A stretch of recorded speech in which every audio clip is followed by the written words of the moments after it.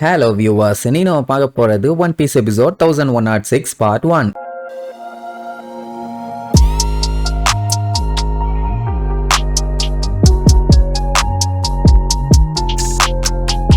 Open பண்ணா CP0 வந்தானுங்களே அந்த black suit ஆளுங்க. அவனுங்க இப்ப என்ன பிளான் பண்ணிட்டு இருக்கானுங்கன்னா, நேரா அந்த லேப் ஆபீஸுக்கு போவோம். அதுவும் அந்த வேக்கம் சேம்பரை யூஸ் பண்ணி, ஏன்னா அதுதான் இங்க இருந்து ஸ்ட்ரெயிட்டா அங்க போய் கனெக்ட் ஆயிருக்குது. அங்க CP0 ஆளுங்க கூட மாட்டிட்டானுங்க. அவனுங்களால கூட பஞ்சாயத்து இல்ல, ஆனா இவனுங்க பஞ்சாயத்து பண்ணுவானுங்க போல. வேகாபங்க் எங்கேயுமே எஸ்கேப் ஆக முடியாம அவனை எப்படியாச்சும் காலி பண்ணணும் அப்படின்ட்டு பயங்கரமா பில்டப் பண்ணி யாரும் தப்பிக்க முடியாது, எல்லாத்தையும் நம்ம காலி பண்றோம் அப்படி இப்படின்னு பில்டப் தாறுமாறா போயிட்டு இருக்குது. அப்படி எல்லாம் சொல்லி முடிச்சுட்டு கன்னை வச்சு சொல்றதுக்கு ரெடியா அனுப்பானுங்க. அந்த டைம் டம்மு டம்மு டம்மு டம்முன்னு இவங்களை யாரும் அட்டாக் பண்ணி திருக்க விட்டுட்டு இருக்காங்க. அவ்வளவு நேரம் வீரவாசனம் பேசின வீராதி வீரனுங்க அடிச்சு புரண்டு எங்கடா சந்து இருக்குன்னு அங்கங்க போய் ஒழிச்சுக்குவாங்க. அதுக்கப்புறம் தான் யார அட்டாக் பண்ணான்னு அப்படியே எட்டி பார்த்தா எல்லாத்துக்கும் தூக்கி வாரி போடுது. எது இவனான்னு அப்பதான் புகைக்குள்ள இருந்து மரண மாசம் ஒரு உருவம் வெளியில வரும். PX341 குமா, அதாவது ஒரு பேசிபிஸ்டா தான். அதுகிட்ட போய் கத்திட்டு இருப்பானுங்க, என்ன எங்களை அட்டாக் பண்ற, நீயும் ஒரு நேவி சோல்ஜர் தானே, கவர்மெண்டோட பக்கம் தானே, நாங்களும் கவர்மெண்ட் சைடு தான், அப்படின்னா நீ எங்க கூட சேர்ந்து இருந்து எங்களுக்கு சப்போர்ட் பண்ணி சண்டை போடணும், எதுக்காக எங்களை அட்டாக் பண்ணிட்டு இருக்கேன்னு கேட்டுட்டு இருக்கும் போதே அடிச்சு திருக்க விடும். அந்த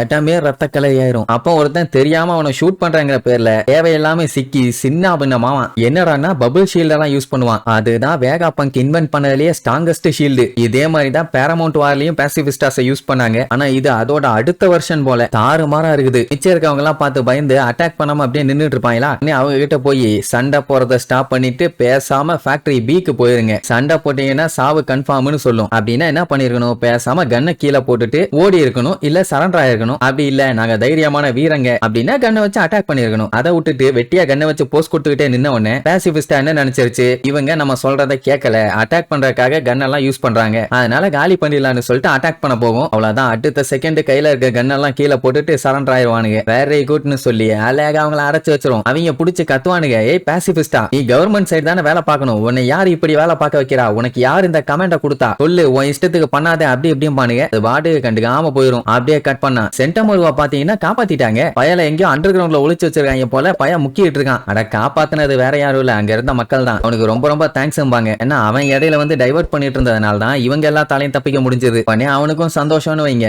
எப்படியா பேசிக்கிட்டே அவனுக்கு கட்டெல்லாம் போட்டுட்டு இருப்பாங்க. அந்த டைம் அந்த இடமே பயங்கரமா அதிரும். இவங்க எங்க இருக்காங்கன்னா அண்டர் கிரவுண்ட்ல இருக்காங்க. என்ன பஞ்சாயத்து, உடனே ரெஸ்பாண்ட் பண்ணுங்கன்னு சொல்லி கால் பண்ணுவான். எந்த ரெஸ்பான்ஸும் இல்ல. அண்ட் ஃப்ரண்ட் டயர் டோம் வந்து மூடி இருக்குது. வேகாபங்க கான்டாக்ட் பண்ணா அவருக்கும் கால் போகல. உடனே சென்டமாருக்கு கடுப்பாகும். ஏன்னா லூஃபி கிட்ட வேகாபங்க பாத்துக்கன்னு சொல்லி கடைசியா சொல்லியிருந்தான். அதுவும் அவன் மேல நம்பிக்கை வச்சுதான் சொன்னது. அவன் பண்ணிருப்பானா பண்ணலையான்னு இப்ப ஒரு டவுட். இப்ப அந்த கம்யூனிகேஷன் இந்த மாதிரி லூப் ஆகிக்கிட்டே இருக்கிறதுக்கு காரணம் நேவி ஆளுங்க தான் ஏதோ இடையில பண்ணிட்டு இருக்கானுங்க. இப்ப என்ன மேட்டர்னா, இனிமேட்டு நேவி ஆளுகளுக்கு இவன் ஒரு துரோகி தான். அதனால இவன் இஷ்டத்துக்கு இனி என்ன வேணாலும் பண்ணலாம். இனி என்னோட கைவரிசையை காட்டுறான்னு வெறித்தனமா காம்புவான். என்ன பண்ண போறானோ தெரியல. அப்படியே கட் பண்ணா பேசிபிஸ்டா 3 எல்லாத்தையுமே ஆக்டிவேட் பண்ணுங்க அப்படின்ட்டு அங்க இருக்க கண்டெய்னர் எல்லாத்தையும் ஓபன் பண்ணி விடுவாங்க. அத்தா உள்ளுக்குள்ள ஏகப்பட்ட பேசிபிஸ்டாஸ் 1 2 3 4 5 6ன்னு மொத்தம் 50 இருக்குது. இப்ப இவங்களுக்கு என்ன ஆர்டர் கொடுப்பாங்கன்னா, ஸ்டார்ஹேட்டுக்கு ஹெல்ப் பண்ணி டாக்டர் வேகாபங்க பத்திரமா கப்பல் ஏற்றி அனுப்பி விடணும். மொத்தத்துல அவங்கள சேஃப்டியா அனுப்பி வைக்கணும். அவ்வளவுதான். சென்டமாருக்கு நேவி ஆளுகெல்லாம் வந்து கண்டிப்பா பிரச்சனை பண்ணுவாங்கன்னு நல்லாவே தெரியும். அதனால என்ன ஆனாலும் சரி,